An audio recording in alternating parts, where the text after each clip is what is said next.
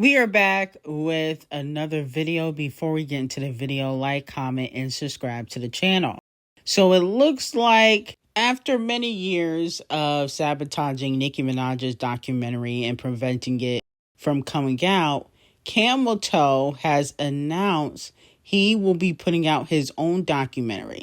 Camel Face is set to sit down with Rick Rubin for an 8-part documentary series titled Camel Face in 8. Rubin will interview Camel Face about his music, lyrics, life, and creative process.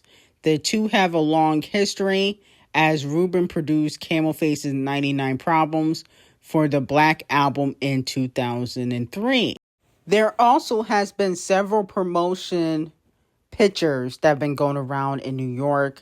Allegedly, Camel Face is gearing up to put out an album, and that's why we see the rock symbol, technically the pyramid symbol, but the rock symbol on billboards all over New York, and he recently did a pop-up in New York as well. Now, some fans were accusing Camel Face of copying Nicki Minaj because she had the AI Yag City train, and he did a pop-up on the train promoting the 30th anniversary for his album.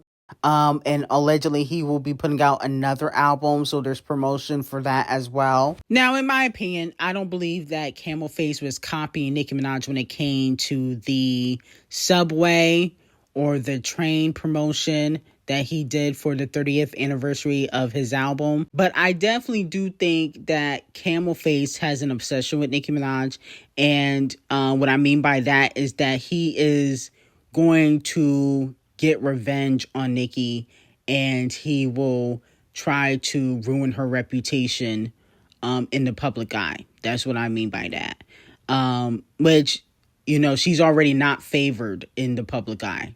After all the tweets that Nicki Minaj said last year, they're going out of their way to debunk everything that she said.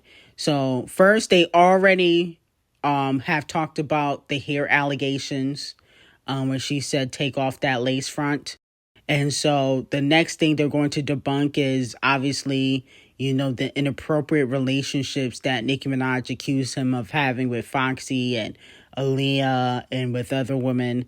And so that's going to be next on the docket. I do think that Nicki Minaj will respond to Camel Face, though. You know, people are saying, oh, she's not going to respond. She will respond on her time, just like they responded on their time. If she responds now, she's helping Camel Face's rollout. He got music coming out. He got a new album. It wouldn't make sense. Now, unfortunately, Rihanna is receiving some backlash after ASAP the Colorist went on stage and said this. Thank God y'all didn't know me when I was single, because I would have fucked the shit out of you if you was pregnant. Now, a fan said her slow ass is busy shouting my nigga everywhere, and she shows up to his boring events more than her brand events. I barely recognize this woman we're seeing right now. I miss the real Rihanna. Okay, so a lot of fans are not happy about what's going on between Rihanna and ASAP. A lot of people believe that ASAP is publicly disrespecting Rihanna, and it's not the only instance. Not only that, though, it has been reported that Rihanna is on the verge of losing her billion-dollar status. According to reports, Fenty Beauty sales are down 30% compared to last year. The brand has fallen out of the top 10 best-selling makeup brands, trailing behind Haus Labs by Lady Gaga. According to reports, Rihanna is expected to lose her billion-dollar status, making Beyonce the only black female musician who is a billionaire. Okay, so let me know how y'all feel about that. And it also was reported a few weeks ago that Camel Face and his investment company will be buying 50% of, I think it's Savage Fenty or Fenty Beauty. They will be buying 50% of that. So let me know how y'all feel about it. In my opinion, I feel like Rihanna asked for it. Rihanna asked for it. You know, she's gotten lazy. She's too busy eating bonbons and prancing around town with ASAP the Colorist. And her business is falling apart, and ASAP is publicly disrespecting her. Okay, so, you know, she wanted to be a clown, and she looks like one. Okay, no shade. I don't have no sympathy for Rihanna at all. Because my whole thing is, it's one thing not to put out music, but you couldn't even protect your own business. It's one thing to not put out music, right? But you could have at least protected your $1 billion status. And my whole thing is, I feel like she's gotten lazy throughout the years. And if I told y'all, if y'all remember, years ago, when the Fenty clothing line and glasses flopped, and LVMH got rid of that, I said that Rihanna shouldn't put all her eggs in one basket and she still should do music even though she has Fenty, right? Because now it's one thing to lose your $1 billion status, but somebody taking 50% of your company, you may not have Fenty in 5 years. That's happened to people, you know? Camel Face don't have title. People get their businesses taken away from them all the time, especially, celebrity business ventures, right? So I feel like she should have still done music, but she was so lazy. And, her life revolves around ASAP the Colorist and his dongs that she forgot that she was a musician first. But then again, Rihanna never really was known for her talent. Yes, she's a hit maker, but she was never really known for having talent. So I'm not really shocked. And I said this before, she should still put out music. Everybody was like, oh, she don't need to put out music. She a billionaire. She ain't going to be a billionaire no more. So what's going to be the excuse now? Okay? She never fully owned Fenty. She's going to own even less now that Camel Face is getting involved.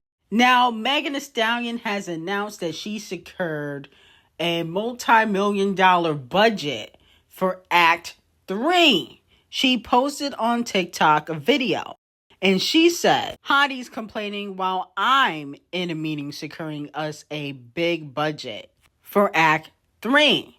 Now, a lot of people don't know she currently has a distribution deal with Roc Nation, but Megan Thee Stallion is actively looking at other labels to sign to, especially since 1501 fucked her over and she had to take them to court because she was signed in a 360 deal. Okay? So let me know how y'all feel about it and how much y'all think Megan Thee Stallion is going to sell first week. Okay? If she get a big budget, do y'all think she could do 100K? Okay, with the big budget. Now, in my opinion, I don't know about that. Lizzo, despite what she was saying about not getting a push and, being out of the algorithm, she definitely had a budget. She had billboards. She had playlisting. She was, at every red carpet event. She definitely was getting a push at Titanic Records despite what she was saying. But unfortunately, she only did 2,700. I think Megan Thee Stallion can do more than 27 though. I think she can at least do 40,000, 40 to 50,000 at least. And the streets are saying that not only is Megan Thee Stallion this one look like that one putting out Act 3, her and Cardi B got a collaboration with DJ Khaled. They worked with him in the past, but they're supposedly supposed to be on his new album. So let me know how y'all feel about it. I think DJ Khaled is washed up. I don't think Megan or Cardi B can really save DJ Khaled's career. I think the only person that could possibly save it is Drake, and Drake does not mess with DJ Khaled because, unfortunately, DJ Khaled did not stick up for Drake during the beef. As he really shouldn't. I don't understand why he calling out DJ Khaled. A lot of people didn't stick up for him, but he calling out DJ Khaled. But the point of the matter is, I don't think that a Megan and Cardi B collaboration could really do anything for him, in my opinion. So let me know how y'all feel about that. Now, Champagne Thickums plays chess, and he is throwing a party exclusively for women whose legal name is Janice. So if you probably were born in the 1950s or 1970s, you probably going to be at the party. Now, invitations are going out across New York, Los Angeles, Miami, Toronto, and Houston. Let me know, is there anybody named Janice that is going to this party, okay? Now, I don't know many people with that name, not their first name. Maybe, I don't know. I don't know a lot of people that are named Janice. Now, Janet, he should have named it Janet. Even then, I don't know a lot of people named Janet either. Jess. I know a lot of Jesses. He should have named it Jess, shut the fuck up, instead of Janice. Janice, that's not... I feel like that's not really a common name. But obviously, I think he did that intentionally. But it looks like he's doing his own promo because people feel like Universal is not really pushing his album. I don't fully believe that. I think they're giving it playlisting and radio, but they're probably not paying for billboards, and they didn't pay for the Ice Mountain that he did in Toronto. They're not paying for that, but they're definitely giving him playlisting and radio. The only thing is with Champagne Thickums, and there's really no shade, is that I don't really believe this is going to help shoot the song back to #1. If he's trying to do that, I don't think that's going to work. But I do like how creative he's being. Like, he's being very creative with the rollout and marketing. I do feel like he should have done, like, a big interview.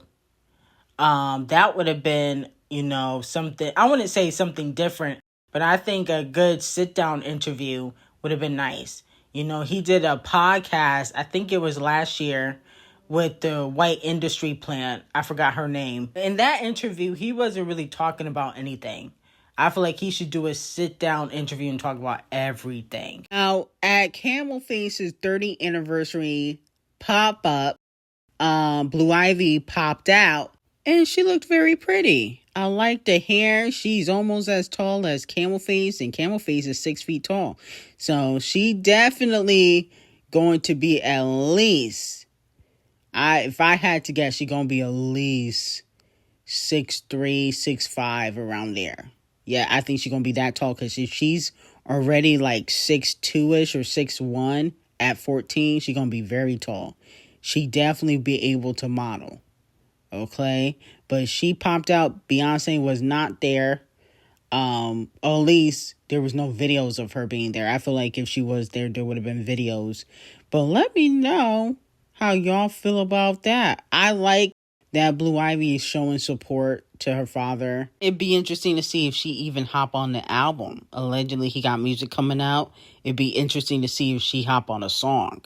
That'd be interesting. Did y'all listen to the new SZA and Steve Lacy? They got a collaboration out. The collaboration is called Is It Cool? And even though I think SZA is a phenomenal writer, I love SZA's music. I was just listening to SZA, I think it was yesterday. I don't like Steve Lacy. I think there's a subgenre in pop where if you can't sing, but you can sing a tune, you can get a record deal. The only person I like that does that is Billie Eilish. Billie Eilish really can't sing, but I don't mind her music. I like a lot of her music, but I don't really think she can sing like that. Stacey, or what's his name? Steve Lacy, he can't sing at all. Like, he has no talent. Like, you cannot sing a tune. He sounds like he's on karaoke night when he sing. I don't understand how he was able to get a record deal. He must be getting his back blown out. And there's really no shade, but the talent is not there. Okay? There's a subgenre in, like, pop where if you can sing a tune, but you really can't sing, you can get a record deal. Addison Rae, Billy, Steve Lacy, even Tate Murray, she can't sing. Okay? Can dance, but she can't sing. But they don't show that grace to black women. There's not a black woman in pop or R&B that really can't sing that has popped off. That has completely popped off? No. I think Steve Lacy has popped off, but the song is trash. But Steve Lacy, I think he has, fans and whatnot, but the song is trash, and he does not deserve to be in the industry. He doesn't have any talent. I'm listening to the song like, I could have sung that in the studio. Like, you don't have vocals. The vocals are not there. That's what I mean when I say people can't sing, they don't have vocals. You don't sound like, like, for instance, R. Kelly, Chris Brown, Frank Ocean can sing. You know what I'm saying? But Steve Lacy, it sounded like karaoke night, and this was a chop, 50,000 lashings. Y'all can lie and say he can sing, he can't. He won't be here the next 5 years. I can already tell. He already fallen off. He already fallen off. He won't be here in the next 5 years. Guarantee it. But anyway, I got some very hot tea on Patreon on Tay Keith, Drake, Camel Face, Diddy, Zeus Network, their Ricos. Link will be in the description, and I hope you guys have a great day.